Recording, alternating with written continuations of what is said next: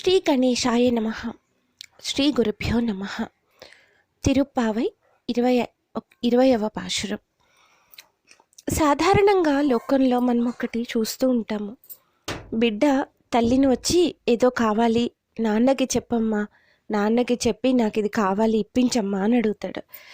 తల్లి కాస్త పనిలో ఉండో, లేకపోతే అదంత ప్రాధాన్యమా అని ఆలోచిస్తున్నో, లేకపోతే అడిగిన వెంటనే ఇస్తే అదొక అలవాటుగా మారిపోతుందనో కాస్త మిన్నకుంటే వెంట పడతాడు, అమ్మ అమ్మ అమ్మ అని. అయినా కూడా కాస్త తల్లి పట్టించుకున్నట్టు కనిపిస్తే, పోమ్మా నువ్వెప్పుడు ఇంతే, ఇలాగే చేస్తూ ఉంటావు, ఏం నాకేమన్నా భయమా, నేను నాన్నని అడుగుతాను, నిన్నెందుకు అడగాలి, అసలు నువ్వేంటి మధ్యలో అనేసి వెనక్కి తిరిగి చూసేసరికి తండ్రి వస్తూ కనిపిస్తాడు. అది చూసి హడలిపోతారు. ఇంకా ఏదో దాన్ని మళ్ళీ మసిపూసి మారేడుకాయ చేయడానికి నాన్న ఇది నాన్న అది అనేదో చెప్తే, అమ్మ చెప్తే చేస్తానురా, లేకపోతే లేదు అని తండ్రి అంటే, ఇప్పుడే తల్లిని నువ్వు లేకపోతే అన్న మాట అన్న బిడ్డ ఎలా ప్రసన్నం చేసుకుంటాడు. ఇంకా మా అమ్మవు కదూ, మా బంగారు తల్లివి కదూ, నువ్వు అది కదూ, నువ్వు ఇది కదూ, నువ్వు నాకు సాయం చేస్తావట అని చెప్పి ఇంకా ఏదేదో తల్లిని పొగిడి పొగిడి పొగిడి పని సాధించుకోవాలని చూస్తారు. అలాంటి భావనను ఈ పాశురంలో కొంత ప్రత్యేకంగా మనకు దర్శనమయ్యేలాగా చేసింది మన ఆండాళ్ తల్లి. ఇక్కడ అమ్మవారు నారాయణుడితో కూడి ఉన్న పరతత్వం. అయితే నారాయణుడు అంటే శ్రీకృష్ణుడు తనని పైకి లేవనీయకపోవడంతో నీలాదేవి సమయం చూసి ఈ గోపికలంతా వచ్చారు నీ దర్శనానికి అని చెప్పాలని చూస్తూ ఉండగా, ఆ కొంచెం సమయం కూడా ఓర్చుకోలేకపోయిన గోపికలు శ్రీకృష్ణుడిని స్తుతిద్దాము, అమ్మవారిని స్తుతిస్తే పని అయ్యేలాగా లేదు అనుకొని కృష్ణుడిని స్తుతించారు. అయినా కూడా కృష్ణుడు పట్టించుకోకపోవడంతో మళ్ళీ తిరిగి ఆండాళ్ తల్లిని అమ్మ నువ్వు లక్ష్మీ స్వరూపిణివి అని వేడుకుంటున్నారు. ఆ కృష్ణ గుణగానం చేస్తూ లక్ష్మీదేవి స్వరూపిణి అయిన నీకు నమస్కారము అని చెప్పి మేల్కొల్పే ప్రయత్నం చేస్తూ ఉన్నారు ఈ 20వ పాశురంలో. 33 அமரர்க்கு முன்னு சென்று கப்பம் தவிர்க்குமே கலியே துயிலளாய் செப்பமுடையாய் திரளுடையாய் செத்தார்க்கு வெப்பங்கோடுக்கும் விமலாய் துயிலளாய் செப்பன்ன மென்முலை செவ்வாய் சிறுமருங்கல் நப்பின்னை நங்காய் திருவே துயிலளாய் உக்கமும் தட்டோழியும் தந்துன் மணாளனை இப்போதே எம்மை నీరాటేలోరెంబావాయ్. ఇలా ఆండాళ్ తిరువడిగలే శరణం. ఆ తల్లి ఏమంటున్నారు అంటే, ఇందులో ఏమిటమ్మా 33 కోట్ల అమరులు వారికి ఇంకా ఆపద రాకముందే వెళ్ళి యుద్ధభూమిలో వారి ముందు నిలిచి వారి శత్రువుల వలన వాళ్ళకు కలిగే భయం తొలగించేవాడా ఈ బలశాలి, మేల్కొనవయ్యా, రక్షణ చేసే స్వభావం కలిగిన వాడివి, బలవంతుడివి, ఆశ్రితులైన శత్రువులనే నీ శత్రువులుగా ఆశ్రితుల శత్రువులను నీ శత్రువులుగా భావించి వారికి భయజ్వరం కలిగించేవాడా, నిర్మలమైన మనసు కలిగిన వాడా, మేల్కొనవయ్యా అని చెప్పి ఇక్కడ స్వామిని స్తుతించారు. ఆ తర్వాత అమ్మ దొండపండు లాంటి పెదవులు, సన్నని నడుము, అద్భుతమైన రూపరేఖలు కలిగిన నీలాదేవి తల్లి పరిపూర్ణురాల, లక్ష్మీ సమానురాల, మేల్కోమ్మ, ఇంకా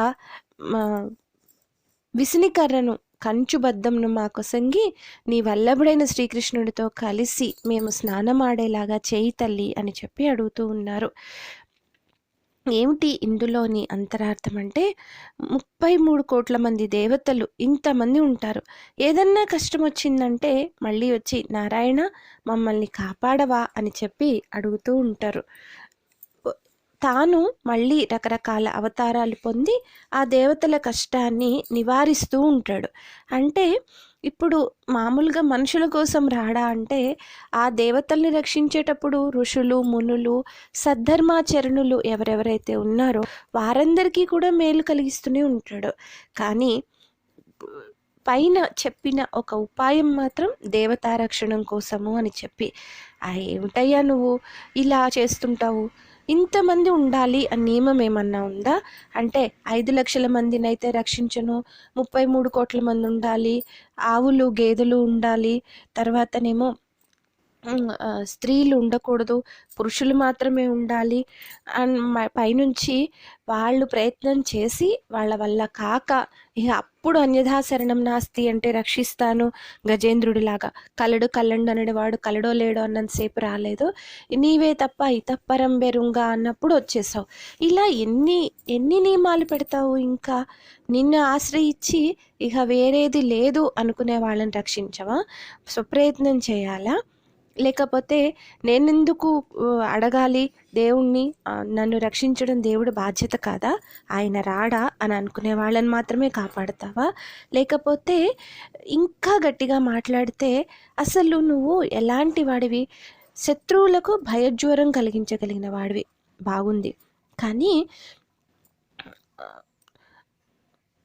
శత్రువులు నీకు యథార్థానికి శత్రువులు కాకపోవచ్చు, నీ స్నేహితులకు శత్రువులైతే వారిని శత్రువుగా భావించి నీ స్నేహితుల కోసం వారిని సంహరిస్తావా? వారికి మేలు కలిగేలాగా చేస్తావా?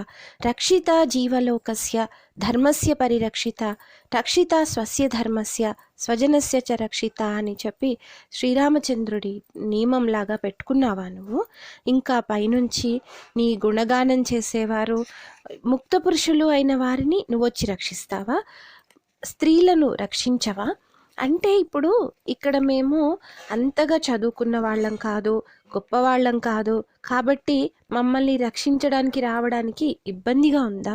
నిజం చెప్పాలంటే గొప్ప గొప్ప వాళ్ళు, బలశాలులు, తమను తాము రక్షించుకోగలిగిన వాళ్ళు, ఏదో ఒకటి చేసి నీ దర్శన భాగ్యం పొందగలిగిన వాళ్ళు ఉంటే వాళ్ళని నువ్వు చూసేదేంటయ్యా? అప్పటికే పెద్ద దీపం ఉంటే మళ్ళీ వెలుగుంటే ఆ వెలుగు దగ్గరికి దీపం తీసుకెళ్ళడం అవసరం ఉందా? చీకట్లో ఉన్న వాళ్ళని కాపాడాలి కదా, మాలాంటి అమాయకుల్ని కదా కాపాడాలి అని అంటున్నారు. ఇదే భావనను మన వాగ్గేయకారులు ఎలా తెలిపారు అంటే, అరయ ఆ పన్నునికి అభయమీవలెగాక 20 సుఖిగావనిలా, వరత పోయడివాని వడిదీయవలెగాక దరివాని దివియగా తానేలా, తెలియ చీకటికి దీపమెత్తక పెద్ద వెలుగు లోపలికి వెలుగేలా,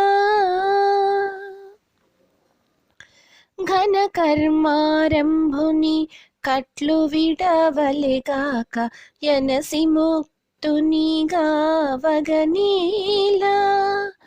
అనయము దర్పలునికి అన్నమిడవలెగాక తవిసిన వానికి తానేలా, తెలియ చీకటికి దీపమెత్తక పెద్ద వెలుగు లోపలికి వెలుగేలా,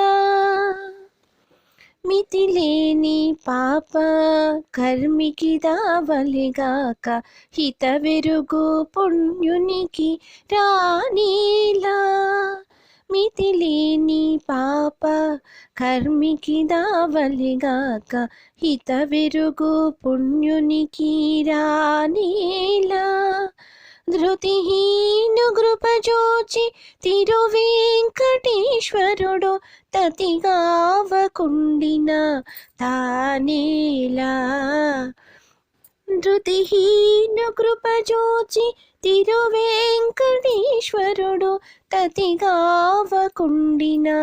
తానేలా, తెలియ చీకటికి దీపమెత్తక పెద్ద వెలుగు లోపలికి వెలుగేలా.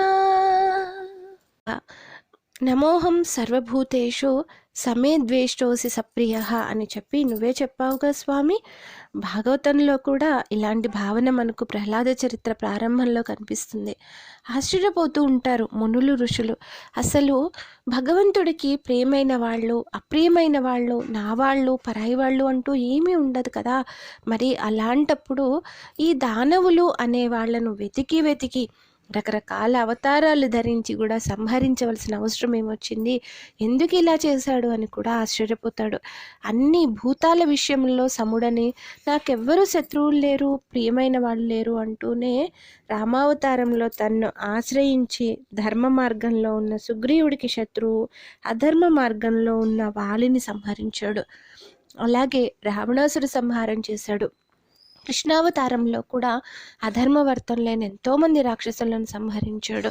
ఇలాంటివన్నీ చేస్తూ ఉన్నావు, మరి మమ్మల్ని ఎందుకు కాపాడడం లేదు, మేము ఇంత పిలిచినా కూడా ఎందుకు నీవు అసలు పలకడం లేని చెప్పి అడుగుతున్నారు. అయినా కృష్ణుడు ఉలకలేదు, పలకలేదు.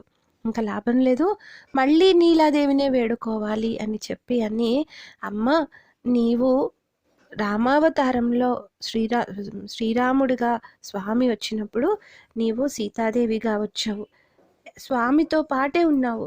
ఆ తర్వాత సంవత్సరం పాటు స్వామి నుంచి దూరంగా ఉండి లోకోద్ధరణ కోసం నువ్వు ఎన్నో కష్టాలు పడ్డావు, ఎన్నో మాటలు పడ్డావు, ఎంతగానో తప్పించావు స్వామి దర్శనం లేక. అలాంటి దానివి నీకు తెలియదా తల్లి, నువ్వు కూడా స్త్రీవే కదా, మరొక స్త్రీ కష్టం నీకు తెలియదా చెప్పు. భగవంతుడి నుంచి దూరం అయిపోయి మేమెంత బాధపడుతున్నామో నీకు తెలియదా తల్లి. నీవు సాక్షాత్తు మహాలక్ష్మివి, పురుషకారము ప్రాప్యం కూడా నువ్వే. నువ్వు పురుషకారానివి కాబట్టి వాత్సల్యంతో మా పట్ల పరిపూర్ణమైన కృపతోటి స్వామి దర్శనాన్ని అనుగ్రహించవా తల్లి అంటూ ఆ తల్లికి తన లక్ష్మీ స్వరూపాన్ని గుర్తు చేస్తూ ఉన్నారు. లక్ష్మిగా ఉన్నప్పుడు ఆ తల్లికి కరుణ ఎలా ఉంటుంది, ఆ తల్లి గుణగణాలు ఎలా ఉంటాయి అంటే, ఇక నీలాదేవి అందాన్ని చూసి స్వామి మోహించాడు, లేకపోతే ఆమెను కదలనివ్వడం లేదు, అద్భుతమైన అందంతో వెలిగిపోతూ స్వామిని కట్టిపడేసుకుంది అని ఇందాక అన్నామని కోపం వచ్చింది ఆ తల్లి. కానీ నువ్వు అలాంటిదానివే, ఎన్ని అద్భుతమైన గుణగణాలు మహాలక్ష్మి స్వరూపమైన నీకు చెప్తాం విను తల్లి అంటూ అన్నమాచార్యుల వారు ఇలా చెప్పారు. శ్రీ మహాలక్ష్మి అట సింగారాలకి మరుదు, కాముని తల్లి అట చక్కదనాలకి మరుదు. శ్రీ మహాలక్ష్మి అట సింగారాలకి మరుదు, కాముని తల్లి అట చక్కదనాలకి మరుదు. సోమునితో బొట్టువట సొంపు కళలకి మరుదు, సోమునితో బొట్టువట సొంపు కళలకి మరుదు. కోమలాంగి ఈ చూడి కొడుతనాంచారి, చూడరమ్మ సతులాల శోభాన పాడరమ్మ. చూడరమ్మ సతులాల శోభాన పాడరమ్మ, కూడున్నది పతి చూడి కొడుతనాంచారి, శోభాని శోభాని శోభాని శోభాని. కలశాబ్ది కూతురట గంభీరాలకే మరుదు, తలపలోకమాతయట దయమరియే మరుదు. కలశాబ్ది కూతురట గంభీరాలకే మరుదు, తలపలోకమాతయట దయమరియే మరుదు. జలజ నివాసినియట చల్లదనమే మరుదు, జలజ నివాసినియట చల్లదనమే మరుదు. కొలది మీరా ఈ చూడి కొడుతనాంచారి, జలజ నివాసినియట చల్లదనమే మరుదు. కొలది మీరా ఈ చూడి కొడుతనాంచారి, చూడరమ్మ సతులాల శోభాన పాడరమ్మ. కూడున్నది పతి చూడి కొడుతనాంచారి, శోభాని శోభాని.